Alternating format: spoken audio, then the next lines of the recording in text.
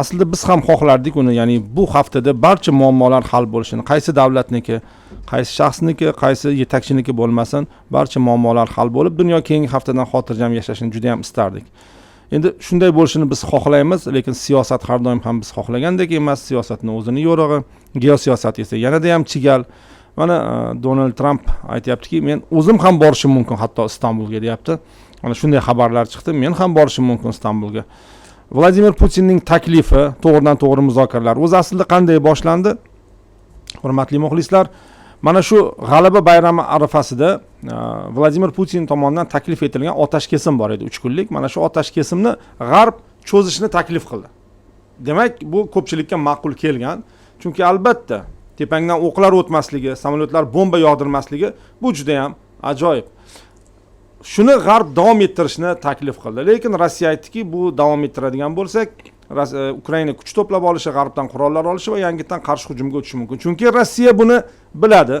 Rossiya buni o'z tanasidan o'tkazgan. 2022-yildagi qarshi hujumni Bektoshga hammamiz eslaymiz va bu qarshi hujumda Ukraina ancha yerlarni qaytarib olgan. Unutmaylik, Xerson shahrini qaytarib olgan va Xarkivdagi juda ham muhim strategik punktlarni Ukraina qarshi hujum orqali qaytarib olgan edi. Va Rossiya aytdiki, otash kesim joriy qilmasdan, ya'ni o'q otishni to'xtatmasdan muzokaralarni boshlaylik degan taklif berdi. Va Donald Trump Zelenskiyga murojaat qilib, buni qabul qiling dedi.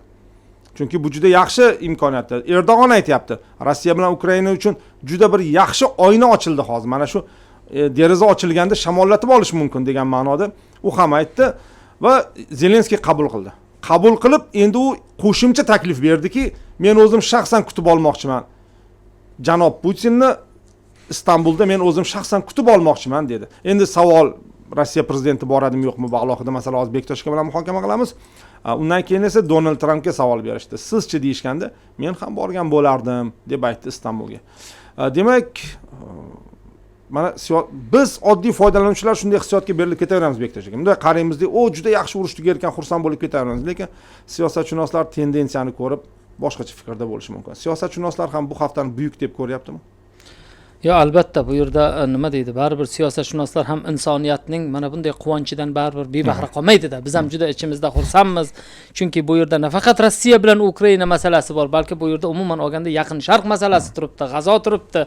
Bizni ayni o'ylantirayotgan, bizni ko'proq tashvishga solayotgan masalalar bugungi kunda. Bu nafaqat bizni, butun musulmon dunyosini desak ham bo'ladi. Lekin albatta siz aytganingizdek ko'plab tendensiyalar yoki ko'plab bir holatlar borki, bu aynan bu uchrashuvga to'sqinlik qiladigan yoki bu uchrashuvga hali yetarlicha asos yoki tayyorgarlik ko'rilmadi deyish bahonasida, demak uchrashuvga xalaqit berish masalalari ham bor. Va buni hozir endi bitta-bitta ko'rib chiqamiz. Avvalo Donald Trumpdan boshlaydigan bo'lsak, Donald Trump haqiqatda bu yerda juda katta bir missiyani bajarishga harakat qilyapti deyishimiz mumkin. Chunki boshidan ko'pchilik Donald Trumpni tanqid qilyapti, qo'lidan kelmayapti, urushni to'xtatmayapti, u bu deydi. Lekin masalan ko'rayotgan bo'lsak, Donald Trump boshidan harakat qilyapti. Bu harakatning o'zi katta gap. Ikkinchidan, Donald Trumpning eng katta bugun Yaqin Sharq bo'yicha qiladigan ishlaridan bittasi Isroildan voz kechib bo'lsa-da, ya'ni Isroilning ba'zi bir tashabbuslaridan voz kechib bo'lsa-da, demak Husiylarni to'g'ridan-to'g'ri bombardimon qilishdan voz kechdi. Ya'ni Saudiya Arabistonining taklifiga ko'ndi. Buning o'zi ham katta gap. Uchinchidan, demak, bugun Saudiya Arabistoni va boshqa musulmon mamlakatlarining, ayniqsa Yaqin Sharq davlatlarining liderlari, demak, Donald Trumpdan boshqa masalalarni ham iltimos qilmoqchi va bu masalalarni, demak, endi Istanbulga nima aloqasi bor deyishimiz mumkin. Donald Trump to'g'ridan-to'g'ri Yaqin Sharqqa kelyapti. Bu deganiki Istanbulga bir qadam. Shuning uchun ham Donald Trump xohlayaptiki, qaniydi Istanbulda mana shu Rossiyaning prezidenti Vladimir Putin va Ukrainaning prezidenti, demak, Vladimir Zelenskiylar uchrashib, masalani hal qilib olsa, hattoki o'zim ham borishim mumkin deyilyapti. Lekin tan olishimiz kerak, hali Trumpning borish vizit tayyorgarligi boshlanmagan. Istanbulda ko'zda tutilmagan. Ko'zda tutilmasa endi diplomatik protokol bo'yicha bu ancha vaqtni oladigan juda bir murakkab jarayonda, buni ham alohida qayd etishimiz kerak va shuning uchun ham Donald Trumpning ham endi ming afsuski, bu mening o'zimning shaxsiy fikrim, Vladimir Putinning ham Istanbulga kelish ehtimoli juda kam. Chunki Vladimir Putinning hali komandasi Vladimir Putinni Istanbulga aniq boradi degan fikrni bergani yo'q. Komandasi bermadi. U tashqi ishlar vaziri, umuman Rossiyaning delegatsiyasi kelishi mumkin, lekin Vladimir Putin hali Zelenskiy bilan to'g'ridan to'g'ri uchrashuvga mening fikrimcha hali tayyor emas. Buni endi tayyor emasligi, bu yerda ko'plab detallar kelishiladigan holatlar bor. Shuning uchun bu uchrashuvga albatta endi Zelenskiy juda katta umid bildiryapti. Balki Rossiyaning prezidenti ham shu paytlarga borib tayyor bo'lishi kerak, lekin bilasizmi, vizitlar odatda uzoq vaqt tayyorlanadi-da, baribir kamida 1 oy, 2 oy davomida to'liq har bir detallari kelishilishi, uchrashuvdan oldingi muzokaralar deymiz, muzokaralarda har bir masalaga to'liq oydinlik kiritilib bo'lgandan keyingina rahbarlar uchrashib, demak, uni imzolashi mumkin. Mening fikrimcha Istanbulda albatta yaxshi bir uchrashuv bo'lishi mumkin. Bu yerda demak Ukrainaning vakillari, balki Zelenskiy kelishi ham mumkin, lekin Zelenskiy bu yerda endi aynan Vladimir Putin bilan uchrasha olmaydigan bo'lsa, albatta birinchi navbatda Erdo'g'an bilan uchrashuv, boshqa masalalari ham bor. Lekin bu yerda Ukrainaning delegatsiyasi, Rossiyaning delegatsiyasi, hattoki Amerika Qo'shma Shtatlarining vakillari, Turkiyaning vakillari o'zaro uchrashib, bu masalada ma'lum bir siljishlarni men albatta umid qilyapmiz, hammamiz ham siljishlarga erishilishi mumkin. Bektosh aka, mana Tramp bo'yicha alohida savollarimiz bor. Ya'ni Tramp nega kela olmaydi yoki kelib bir deganda hal qilsa bo'lmaydimi degan. Lekin undan oldin yana Vladimir Putin bo'yicha savol. Mana siz aytyapsiz, ya'ni demak bugun Putin Zelenskiy bilan to'g'ridan to'g'ri uchrashuvga tayyor emas. Tayyor emas deganda qo'rqadi degan ma'noda emas. Ya'ni ungacha bo'ladigan masalalar hal qilinmagan deb. Endi Rossiya bugun urushda qo'li baland kelyapti. Buni endi hamma muxolifati ham, to'g'risi ham, egrisi ham deydi, hammasi. Hamma tan olib turibdi. Shunday vaqtda borib, nega Vladimir Putin Zelenskiy bilan to'g'ridan to'g'ri gaplashib, og'ayni mana bu masalalar, mana bu senga, mana bu menga. Urushni shu joyda to'xtatamiz. Ikkalamiz slavyanmiz, ikkalamiz xristianmiz, bo'lib ham pravoslavmiz. Tamom, ikkalamiz ham Vladimirmiz uni ustiga deb nega ayta olmaydi? Bilasizmi, menimcha bu yerda ko'proq Vladimir Putinning g'ururi yo'l qo'ymaydi.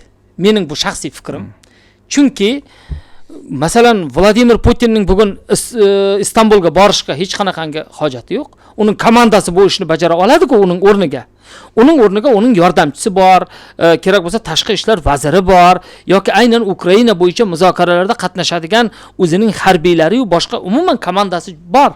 Va Vladimir Putin odatda hali pishib yetilmagan bunday uchrashuvlar uchun o'zining komandasidan foydalanadi. Mana bunday holatlar juda ko'p bo'lgan. Ushakovlar masalan. Ushakovlar, boshqalar.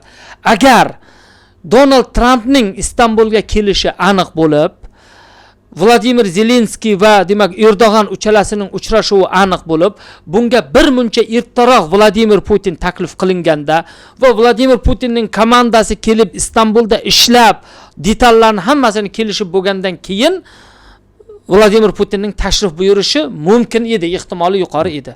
Yana ham hurmatli tomoshabinlar, men masalan bu yerda har qanday odam adashadi, balki masalan adashayotgan bo'lishi mumkin. Bilib bo'ladimi, shaqqa samolyotga chiqib? Albatta, to'ppa-to'g'ri.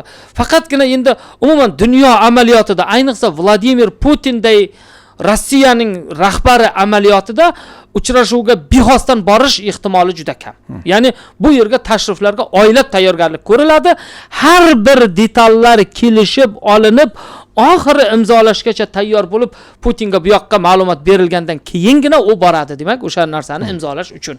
Oddiy muzokaralarni go'yoki Vladimir Putin Vladimir Zelenskiy bilan yengilayotgan tomon bilan muzokaralar olib borishni qo'shtirnoq ichida aytadigan bo'lsa, go'yoki o'ziga qo'shtirnoq ichida ip ko'rmaydi. Lekin bu Zelenskiyga yutuq olib kelmaydimi? Ya'ni axborot urushida. Chunki bilamiz, bugungi urushlar nafaqat o'zi, u axborot maydonida ham davom etyapti. Mana Zelenskiy men tinchlikni istagan edim, men Vladimir Putin bilan gaplashmoqchi edim, lekin u kelmadi degan deyishga asos yaratib qo'ymaydimi? Asos yaratib qo'yadi, lekin bugun kuzatayotgan bo'lsak, Rossiya bunday axborot yutkazishlardan qo'rqayotgani yo'q. Bularda ham o'zlarining argumentlari bilan ya'ni argumentlari bilan chiqa oladiki, nima deydi? Biz deydi tayyor bo'lmagan uchrashuvga prezidentimiz borib uchrashadigan ma'no ko'rmayapmiz bu yerda dedi. Birinchi navbatda demak delegatsiyalar uchrashib, masalalarni hal qilib olinishi kerak. Ana undan keyingina muzokaralarga tayyor bo'lgandan keyin Rossiya ochiq deydi. Mana masalan delegatsiyasini kelishini o'zi katta gap. Bizni delegatsiyamiz bor-ku, biz ochiqmiz-ku degan bularda ham ma'lum bir dalillar bo'ladi albatta. Mana endi Donald Tramp, Bektosh aka, urushni bir kunda to'xtataman dedi, 100 kunda dedi. O'zi umuman urushni to'xtatmoqchi ekanligi aniq, chunki Donald Trampga bu qiziq emas. Donald Trampga bu foydali emas. Demak, tadbirkor sifatida unga bu urush yoqmayapti. Bu aniq. Ya'ni bu juda bir ularga achinib ketgandan demoqchi emasmiz, chunki siyosatchilarda achinish bormi yo'qmi hali uni ham bilmaymiz o'zi. Bektosh aka, Donald Trampda ham hozir yaxshi imkoniyat, masalan, Istanbulga ikkala yetakchini chaqirish. Ukraina Zelenskiy, Rossiya Vladimir Putin, kelinglar mana shu yerda tamom hal qilamiz deb. Lekin Donald Tramp ham hali ikkala yetakchini hali bir stolga taklif qilmayapti. Biz yodimizda Nurbek internetdan toping shu suratni. O'z vaqtida Donald Tramp Serbiya va Kosovo rahbarlarini Oq uyga chaqirib, gaplashtirib, yarashtirib qo'ygan edi. Birinchi prezidentlik davrida endi yarashtirib qo'yish qanaqa? O'zi stol buyog'ida o'tirib, ularni ikkita stulga o'tkazib qo'yib, og'ayinlar yarashasizlar, tamom, bo'lmasa ikkaloying mendan umidni uzlaring degandek qilib, mana shunday munosabat bildirgan. Nurbek, shu surat bor. Bu keyin Rossiya tashqi ishlar vaziri, matbuot kotibi Zaxarovaning bir gaplari bo'lgan edi. Keyin oxiri bunga Vladimir Putin uzr so'rashiga ham to'g'ri keldi Serbiya prezidentidan. Xo'p. Mana shunday qilgan Donald Tramp.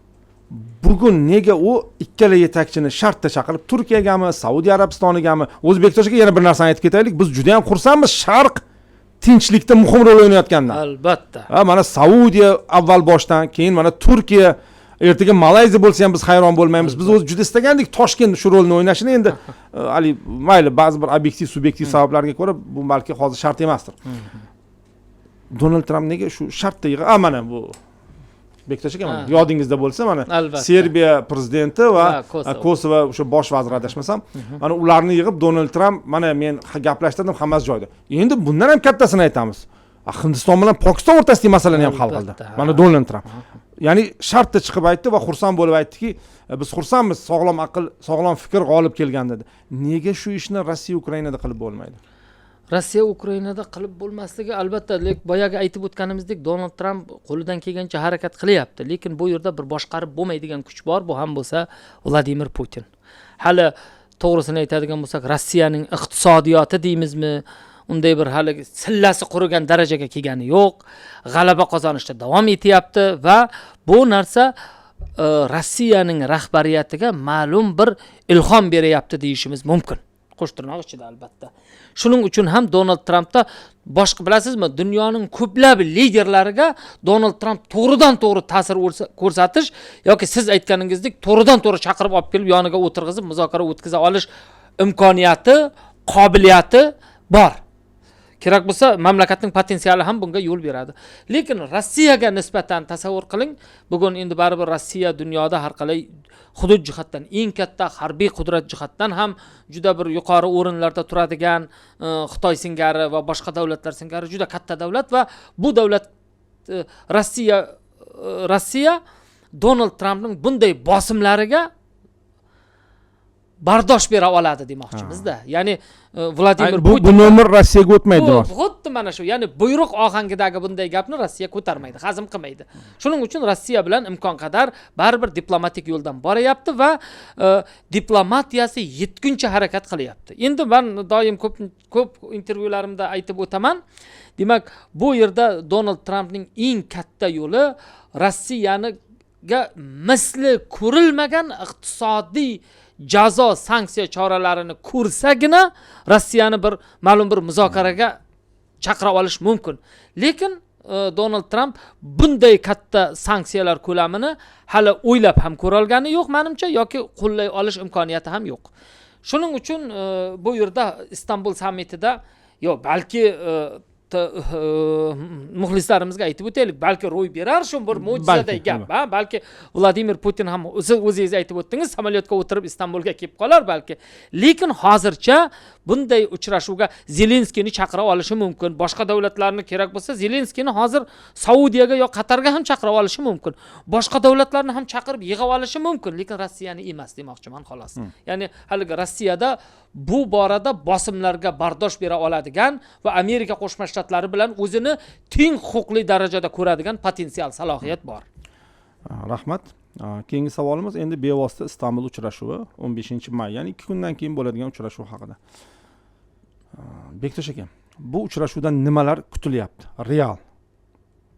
Mana shu Istanbul uchrashuvi qanday yaxshi natija, endi yomon natijalarga olib kelmasligi aniq, chunki bundan yomoni bo'lmaydi deydi O'zbektosh aka. Bizning nazarimizdan bo'ladigan hamma yomoni bo'ldi. Qanday yaxshi ijobiy o'zgarishlarga olib kelish mumkin Rossiya Ukraina urushi fonida? Bitta narsani aytib o'tayin. Ancha vaqtdan beri Ukraina va Rossiya tomoni to'g'ridan to'g'ri stolning bittasi u tomonda, bittasi bu tomonda turib muzokara qilmayotgan edi. Ancha bo'lib ketdi bunga. Adashmasam o'sha Istanbul formati oxirgi uchrashuvlarda bu narsa ro'y bergan edi. Bundan 1,5-2 yil oldin. Lekin mana bugun endi shunday imkoniyat paydo bo'ldi. Shu paytgacha bular asosan vositachilar yordamida muloqot qilayotgan edi va bir-biridan pozitsion bir-biridan uzoqlashib ketgan edi. Mana bugun ularning to'g'ridan to'g'ri stolning ikki tomonida o'tirib muhokama qilishi, bilasizmi, baribir til jihatdan yaqin, o'rtada tarjimon bo'lmaydi, boshqa bo'lmaydi, rus tilida bemalol muloqot qila oladi va eng asosiysi front chizig'ini, bir-biridagi ahvolni ikkalasidan ko'ra yaxshi biladigan tomon yo'q. Va bular to'g'ridan to'g'ri agar muzokaraga kirishiladigan bo'lsa, pozitsion yaqinlashuv bo'lishi ehtimoli juda katta. Ya'ni bir-biri bilan nimaga sen Yevropani aralashtiryapsan yoki sen nimaga Shimoliy Koreyani aralashtirib qo'shinlarni olib kelyapsan? Birdaniga bir-biriga kerak bo'lsa ayblovlar, bir-biri bilan kerak bo'lsa dahanaki janglar, eng asosiysi bu yerda nima desak ekan, suhbat, muloqotning mavjudligi, muloqotning ro'y berishi, dialogning ro'y berishi juda muhim. Shuning uchun ham bu yerda umid katta bo'ladi. Qachonki to'g'ridan to'g'ri muzokara bo'lsa. Ikkinchidan biz aytib o'tyapmiz, balki haqiqatda ro'y berishi mumkin. Agar Zelenskiy bilan Vladimir Putin uchrasha oladigan bo'lsa, bu urush bilan bog'liq juda katta masalalarda to'g'ridan to'g'ri ikkalasi kelisha olishi mumkin, bosimlarsiz. Bilasizmi, bugun Vladimir Zelenskiy ham yoki Ukraina delegatsiyasi ham qachonki vositachilar orqali uchrashadigan bo'lsa, vositalarning bosimi ostida qoladi. Va bu yerda vositachilarning ham manfaatlarini hisobga olishga majbur bo'ladi. Lekin qachonki vositachisiz ikkalasi to'g'ridan to'g'ri uchrashsa, Vladimir Zelenskiy ham, masalan, Fransiyaning bosimisiz, Germaniyaning yoki Buyuk Britaniya yoki Amerika Qo'shma Shtatlarining bosimisiz to'g'ridan to'g'ri o'zbeklarda bitta gap bor, dildan suhbat qura olish. Ya'ni haqiqatda chin dildan suhbat qura olish imkoniyati bo'lishi mumkin-da. Mana shuning uchun ham xalqaro munosabatlarda va diplomatiyada ikki tomonlama muzokaralarning o'rni nihoyatda muhim. Ko'p tomonlamadan ko'ra. Ko'p tomonlamada aytolmaydigan gaplari bo'ladi, ichidagi dardlar bo'ladi, yoki boshqalardan yashiradigan sirlari bo'ladi, yoki ularning xatolari aralashib manfaatlariga zid kelib qoladigan gaplarni gapirib qo'yishdan tiyilish bo'ladi. Ya'ni chin yurakdan gaplasha olmaydi. Qachonki ikkita mamlakat rahbari yoki ikkita mamlakatning delegatsiyasi yopiq eshiklar ortida o'zaro suhbat quradigan bo'lsa, u yerda ko'p narsani ochiqcha ayta olishi mumkin. Ya'ni Rossiyaning prezidenti ham ayta olishi mumkin, "Og'ayni, bu urushga men kirib qoldim. Endi masalan bundan chiqish chorasini ikkalamiz yuzni yo'qotmasdan yoki Vladimir Zelenskiy ham ayta olishi mumkin, men ham urush to'xtashini xohlayman, lekin masalan g'arbdagi masalan sheriklarimiz menga yordam beraman, sen urushni davom ettir deyapti. Ya'ni balki mana shunday gaplar ochiqcha gaplashish imkoniyati bor. Va bu deganiki albatta ikki tomonlama muzokaralarda yopiq eshiklar ortida o'tsa, albatta ma'lum bir natijalarga erishiladi. Biz aytishimiz mumkinmi, Rossiya Ukraina urushi Turkiyada tugaydi deb? Endi tugaydi deya olmaymiz, lekin pozitsion yaqinlashish ro'y beradi. Tugashi uchun fundament yaratilishi mumkin. Ya'ni ikkalasi mana bu hudud senga bo'ladi, mana bu hudud menga bo'ladi, urushib qoladi, tortishib qoladi, bir-biri bilan gaplashmasdan ikki tomonga teskari qarab ketishi mumkin. Lekin muhimi ikkalasida ham o'ylash uchun shans bo'ladi. O'sha payt shunga rozi bo'lsam bo'larmidi yoki jamoam bilan maslahatlashay, rozi bo'laman deydi. O'sha payt qarang, muzokaralar ketyapti. Vladimir Zelenskiy aytishi mumkin, "Mayli, bu hududlarni berishga men roziman, lekin oldin men Radaning, ya'ni parlamentimizning yoki boshqa siyosiy kuchlar bilan maslahatlashib ko'rishim kerak." Ya'ni ikkalasi ochiqcha bir-biri bilan dardlashib olish imkoniyati bo'ladi. Mayli bu yerda Vladimir Zelenskiy va Putin bo'lsin yoki ularning komandasidagi vakillar bo'lsin, uchrashib gaplashib olish imkoniyati bo'ladi. Lekin bitta narsani alohida ta'kidlab o'taylik, bu uchrashuvdan masalan buni to'g'ridan to'g'ri Vladimir Putinning o'zi aytdi. Nima qilamiz vositachilar bilan? O'zimiz uchrashaylik degan gapni ham aytdi. Lekin men boshida aytgan gapim, ya'ni hozir ikki lider uchrashishga tayyor emas, lekin menimcha komandasi albatta uchrashadi. Nega Turkiya, Bektosh aka? Masalan, Samas Saudiyada boshlangan edi-ku. Bugun Turkiya birinchidan diplomatiyaning haqiqiy tom ma'nodagi markazi, bir tomon Osiyo, bir tomon Yevropa, ikkinchidan har ikkalasi bilan ham munosabatlari juda yaqin. Har ikkalasini ham Qora dengizga qamab qo'ygan. Erdo'g'anning to'ppa-to'g'ri ikkalasi ham. Uchinchidan Erdo'g'an bevosita urushni daxldor chegaralari mavjud bo'lgan mamlakat. Rossiya bilan ham, Ukraina bilan ham, boshidan ikkalasi bilan ham muloqotda hech qaysi biriga dushman bo'lgani yo'q. Turkiyani ko'rayotgan bo'lsak, Yevropa davlatlarining istiqboli, ya'ni muzokaralar uchun istiqbolli emas, chunki ular Vladimir Putinning kirishini taqiqlagan yoki umuman bu borada muammo ko'p. Lekin aynan Turkiya bular ikkalasi uchun eng qulay joy.